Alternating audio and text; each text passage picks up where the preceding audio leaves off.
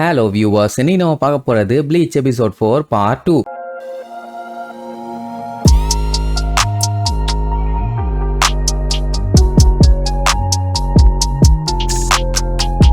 Open பண்ணா நம்ம குரோசுகியோட வீடை காட்டுறாங்க. காலங்காத்தால யூசு பாத்தீங்கன்னா இச்சுகோக்கு சாப்பாடு கொண்டு வந்து கொடுப்பான். கரீன் எங்கன்னு கேட்டா அவளுக்கு உடம்பு சரியில்லை, ரெஸ்ட் எடுத்துட்டு இருக்கான உடனே அவனால நம்பவே முடியல. ஏன்னா எப்பவுமே துருன்னு இருப்பான். இப்ப எப்படி ஆச்சுன்னு ஒரே குழப்பம். இத பத்தி பேசிட்டு இருக்கும் போதே அவங்க அப்பா அடிச்சு புரண்டு வந்து ஒரு கெட்ட நியூஸ்டான்னு கதறுவாரு. நீங்க வந்தாலே கெட்ட நியூஸ் தான், மேட்டர் என்னன்னு சொல்லுங்கன்னு கேட்டா அந்த சேடு பையல அவன் ரூம்ல காணுமாமா. உடனே நம்மாலும் ரூக்கியாவும் தெருவா தேடுவாங்க. எங்க இருக்கான் என்னன்னு ஒண்ணுமே தெரியல. சோல் சொசைட்டில இந்த ஹாலோவை பத்தி ஏதாச்சும் நியூஸ் இருக்கான்னு கேட்டா அங்கேயுமே ஒண்ணுமே இல்லையாமா. இவளோட ரேடாரை வச்சு செக் பண்ணியுமே கண்டுபிடிக்க முடியல. இது எப்படின்னு பாத்தீங்கன்னா சோல் சொசைட்டி நடுவுல ஹாலோ வேர்ல்டு, அதுக்கப்புறம் இப்ப இருக்க உலகம். அந்த ஹாலோஸ் எல்லாம் அதோட உலகத்துக்கு போயிருச்சுங்கன்னா அதுகளை ட்ராக் பண்ண முடியாது. அதுல இருந்து வெளியில வந்துச்சுன்னா அப்பதான் மாட்டும். சோல் ரீப்பர்ஸால அதை கண்டுபிடிக்க முடியும். இப்ப என்னன்னா அப்படி ஒரு நேரத்துல ஹாலோ வந்து சேட ஃபாலோ பண்ணிட்டு போனா கூட இவங்களால அதோட லொகேஷனை கண்டுபிடிக்க முடியாது. அதுக்கு முதல்ல அதுங்க இந்த உலகத்துல அப்பியர் ஆகணும். இவ்வளவு கேவலமான டிராயிங்க வச்சாமா சொல்லி காட்டுவேன். சரி ரைட். இப்ப என்னன்னா சேட ஒரு ஹாலோ ஃபாலோ பண்ணுது. இதுக்கப்புறம் வெயிட் பண்ண அவனுக்கு தான் பிரச்சனைன்னு யோசிக்கும் போது தான் நம்மளுக்கே புரியுது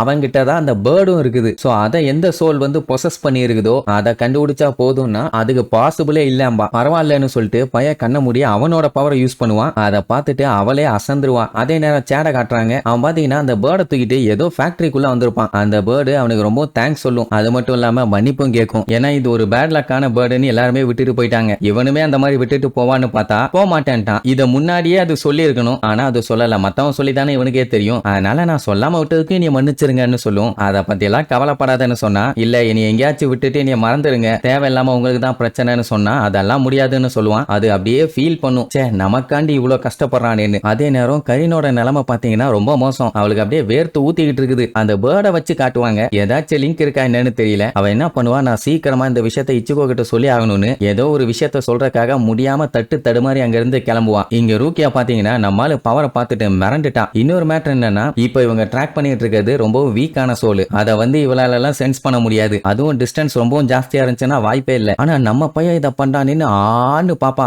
அப்ப அவனை சுத்தி ஏதோ த்ரெட் மாதிரி விழுமா. அதை புடிச்சுக்கிட்டு நான் கண்டுபிடிச்சிட்டேன்னு சொல்லிட்டு வேகமா ஓடுவான். அது வேற ஒண்ணும் இல்ல, ஸ்பிரிட் ரிப்பன். சொல்ல போனா ஸ்பிரிச்சுவல் எனர்ஜியோட விசிபிள் ரேஸ்ம்பாங்க. இதை ஹை லெவல் சோல் ரீப்பரால மட்டும் தான் பார்க்க முடியும். நம்ம பையன் இவ்வளவு ஷார்ட் டைம்ல பார்த்துட்டான் அப்படிங்கறத அவளுக்கு பயங்கரமான ஆச்சரியம். இங்க சேடு தனியா வந்து உட்கார்ந்துட்டு ஒரு வழியா தப்புஸ்டோன்னு நினைக்கிறேன்மா. அப்ப அந்த பேர்டு நீங்க இவ்வளவு எல்லாம் பண்ண வேண்டாம், என்னை விட்டுட்டு போங்கன்னு சொல்லும். அவன் எனக்கு அதெல்லாம் ஒண்ணும் பஞ்சாயத்து இல்ல, என்னோட குவாலிட்டியே டஃபா இருக்கிறதா அப்படின்னு சொல்லிட்டு இருக்கும் போதே கண்ணுக்கு தெரியாத ஒரு ஹாலோ பாஞ்சு வந்து அட்டாக் பண்ண வரும். நம்ம சேட் அதை சென்ஸ் பண்ணிட்டான் போல அடிச்சு புடிச்சு அங்க இருந்து எஸ்கேப் ஆவான். போச்சு அது நம்மளை கண்டுபிடிச்சிருச்சுன்னு சொல்லிட்டு அந்த பேர்டை தூக்கிட்டு அங்க இருந்து கண்ணாடியை உடச்சுக்கிட்டு எஸ்கேப் ஆகி ஓடுவான். அப்படி ஓட ஆரம்பிச்சவன் கரெக்டா இச்சுக்கோவும் ரூக்கியாவும் வந்துகிட்டு இருக்கா அதே தெரு பக்கம் வருவான். இவங்களை பார்த்துட்டு இவங்க கிட்ட வருவான்னு பார்த்தா ஆப்போசிட் டைரக்ஷன்ல ஓடுவான். டே முட்டாபாயில எங்கடா ஓடுற, உனக்கு தாண்டா ஆபத்துன்னு சொல்லிட்டு இருக்கும் போதே கரீன் அங்க வந்து நின்றுட்டு இருப்பா. அதுவும் முடியாம சொங்கி மாதிரி. நீங்க என்ன சுத்திட்டு இருக்கன்னு கேட்டுட்டு இருப்பானா. ரூக்கியா என்ன சொல்லுவா, நீ அவளை கொண்டு போய் வீட்டுல விட்டுரு, இல்லன்னா நீ சண்டை போடும் போது இவளை வச்சு டிஸ்ட்ராக்ட் ஆவ, அது உனக்கும் ஆபத்து அவளுக்கும் ஆபத்து,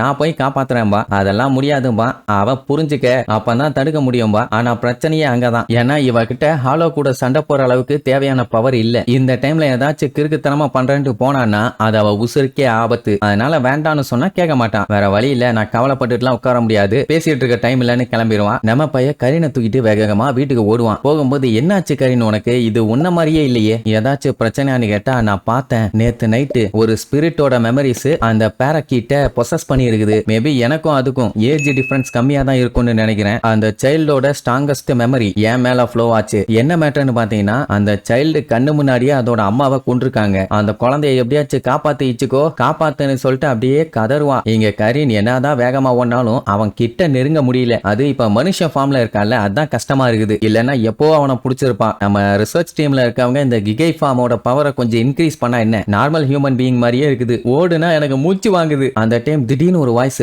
என்ன ஒரு சூப்பரான ஸ்மெல்லுன்னு. யாருன்னு சொல்லி சுத்தி முத்தி பார்த்துட்டு இருக்கும் போது திடீர்னு அவ காலுக்கடியில இருந்து ஒரு ஹாலோ வந்து, உன்னோட ஸ்மெல்லு நல்லா இருக்குது, நான் வேணா உன்னோட சோலை சாப்பிடுறேன்னு சொல்லிட்டு அவளை சாப்பிட போகும். டப்புன்னு எஸ்கேப் ஆயிருவான். பரவாயில்லையே, ஒரே ஷாட்ல சாக மாட்ட போல. அது மட்டும் இல்லாம என்ன உன்னால பார்க்க முடியுதா, புரியுதா? ஆமா நீ யாருன்னு கேட்டுக்கிட்டு இருக்கும் போதே பாஞ்சு போய் வாயிலே ஒரு அடி. பின்ன இதுகிட்ட என்ன பேச்சுவார்த்தை? அதுக்கப்புறம் அதோட முதுகுல ஜம்ப போட்டு அவன் பவர்ஸ் எல்லாம் யூஸ் பண்ணி அடிப்பான். பவர் ஓரளவுக்கு ஒர்க் ஆகுது, ஆனா முன்ன அளவுக்கு இல்ல. இப்பதான் கொஞ்சம் கொஞ்சமா ரெக்கவர் ஆயிருக்கா. இந்த அளவுக்கு அடிச்சதே பரவாயில்ல, நான் கொஞ்சம் இம்ப்ரூவ் ஆயிருக்கேன்னு தான் நினைச்சுக்குவா. ஆனா அந்த ஹாலோக்கு பெருசா எதுவும் ஆயிருக்காதா? அப்படியே திரும்பி அவளை முறைக்கும். அவளதான் அவளுக்கு தூக்கி வாரி போடும். ஆத்தாடி மாட்டிக்கிட்டமான்னு. அதே நேரம் சேடுக்கு ஏதோ டம்மு டம்மு டம்முன்னு சத்தம் கேட்டுட்டு இருக்கும். எல்லாம் அவங்க சண்டை போட்டுட்டு இருக்க சவுண்டு தான். அந்த பேரட் இருந்துகிட்டு அவளை அட்டாக் பண்ணிட்டு இருக்குது. அதான் நம்மள ஒரு லேடி ஃபாலோ பண்ணிட்டு வந்தால, அந்த லேடிய நம்மள ஃபாலோ பண்ணிட்டு வந்தது அட்டாக் பண்ணிட்டு இருக்குது. பாவம் என்ன ஆக போதோன்னு பதறும். அப்படியா கொஞ்ச நேரம் நீ இங்கே இரு, நான் வந்துறேன்னு அவளுக்கு ஹெல்ப் பண்ண போவான். அந்த பேர்டு வேண்டாம், அது டேஞ்சர், உனக்கு தான் ஆபத்துன்னு சொல்லும். அவன் என்ன பண்ணுவான், ரோட்ல இருந்ததை எடுத்து மேல தூக்கி வைப்பானா. அட லூசு பையில,